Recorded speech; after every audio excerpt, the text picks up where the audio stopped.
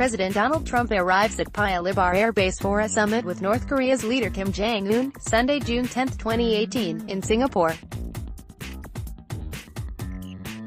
AP photo, Evan Vucci, by Rob Gillies, Ken Thomas and Catherine Lucy. Associated Press, Quebec City, AP, bashing the leader of one of America's venerable allies. The White House escalated its trade tirade and leveled more withering and unprecedented criticism Sunday against Canada's Prime Minister, branding Justin Trudeau a backstabber unworthy of President Donald Trump's time. There's a special place in hell for any foreign leader that engages in bad faith diplomacy with President Donald J. Trump and then tries to stab him in the back on the way out the door. Trump trade advisor Peter Navarro said in an interview nationally broadcast in the U.S. The verbal volleys by Navarro and Trump's top economic advisor, Larry Kudlow, picked up where Trump left off Saturday evening with a series of tweets from Air Force One en route to Singapore for his nuclear summit Tuesday with North Korea's Kim Jong-un. Just as the Trudeau-hosted Group of Seven meeting of the world's leading industrialized nations had seemed to weather Trump's threats of a trade war, the president backed out of the group's joint statement that Trudeau said all the leaders had come together to sign. Trump called Trudeau dishonest.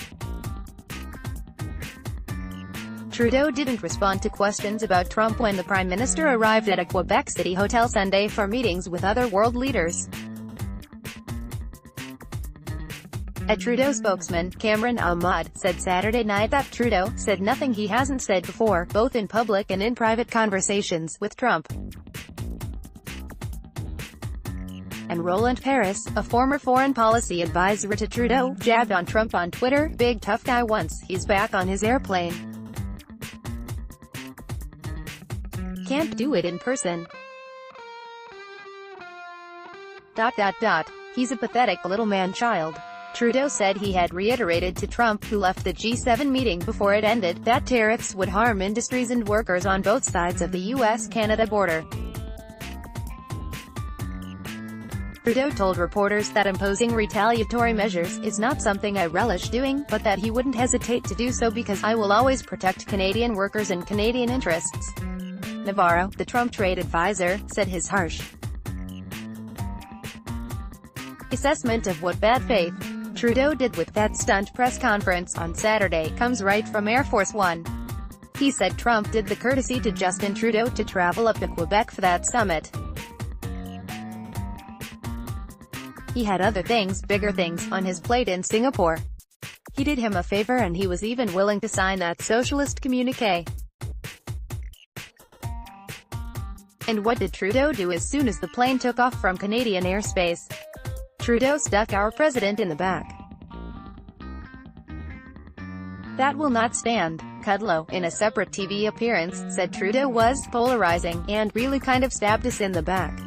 The Canadian leader pulled sophomoric political stunt for domestic consumption. Kudlow said, that amounted to a betrayal. Don't blame Trump. It was Trudeau who started blasting Trump after he left, after the deals had been made. Trudeau had said Canadians are polite, we're reasonable, but also we will not be pushed around. He described all seven leaders coming together to sign the joint declaration despite having some strong, firm conversations on trade, and specifically on American tariffs. In the air by then, Trump tweeted, based on Justin's false statements at his news conference, and the fact that Canada is charging massive tariffs to our U.S.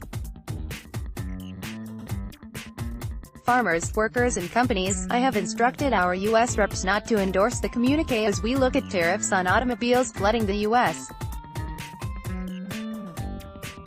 market. He followed up by tweeting, PM Justin Trudeau of Canada acted so meek and mild during our G7 meetings only to give a news conference after I left saying that U.S. tariffs were kind of insulting and he will not be pushed around. Very dishonest.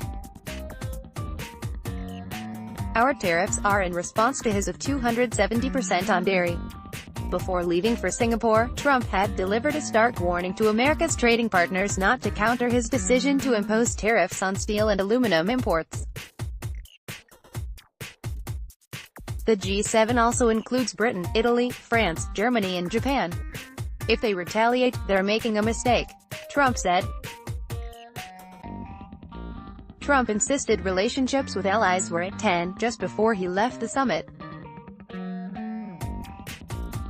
At a rare solo news conference before heading to Asia, Trump said he pressed for the G7 countries to eliminate all tariffs, trade barriers and subsidies in their trading practices. He reiterated his long-standing view that the U.S. has been taken advantage of in global trade, adding, "We're like the piggy bank that everybody's robbing, and that ends." Navarro appeared on Fox News Sunday, and Kudlow was on CNN's State of the Union. Lucy reported from Singapore and Thomas from Washington.